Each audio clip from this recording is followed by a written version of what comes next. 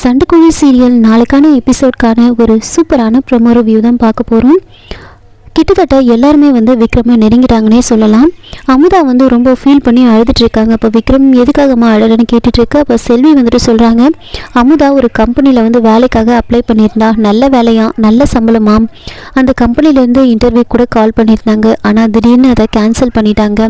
சரி என்னென்னு கேட்கலான்னு அமுதா அந்த கம்பெனி எம்டியோட பிஏக்கு கால் பண்ணி கேட்டிருக்கான். கேட்கும்போது அவங்க பயங்கரமாக திட்டிகிட்ருக்காங்க. எதுக்காக சும்மா சும்மா கால் பண்ணி டார்ச்சர் பண்ணிகிட்ருக்கீங்க அப்படின்னு திட்டிட்டு இருக்காங்க. அதை நினச்சிதான் இப்போ அழுதுட்டுருக்கா அப்படின்னு சொல்கிறாங்க.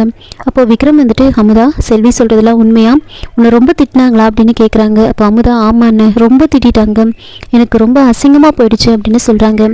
அப்போது விக்ரம் அந்த நம்பரை கொடு, நான் கால் பண்ணி கேட்குறேன் அப்படின்னு சொல்லி அந்த நம்பருக்கு கால் பண்ணுறாங்க. சரி என்ன கம்பெனி சொல்லு அப்படின்னு விக்ரம் கேட்குறாங்க.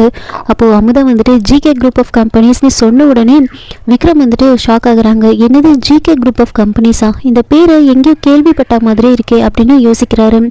அதுக்கப்புறமா கால் பண்ணுறாங்க. பெருமாள் தான் காலை அட்டென்ட் பண்ணுறாங்க.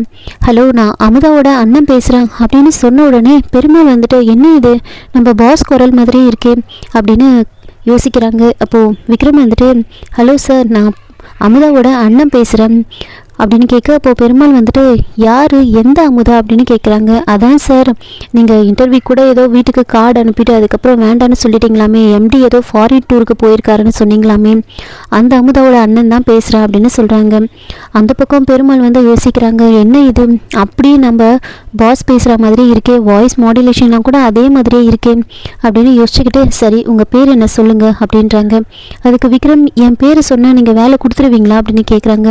அப்போ பெருமாள், கண்டிப்பாக கொடுப்பேன், உங்கள் பேர் என்னென்னு சொல்லுங்கள் அப்படின்னு கேட்குறாங்க. அப்போ விக்ரம், என் பேர் முருகன் சார் அப்படின்னு சொல்ல, அப்போ பெருமாள், என்ன இது முருகன்னு சொல்கிறாங்க, ஆனால் அப்படியே நம்ம பாஸ் பேசுகிற மாதிரி இருக்கே அப்படின்னு யோசிச்சுட்டு இருக்காங்க. இதோட இந்த ப்ரோமோ முடிச்சிருக்காங்க.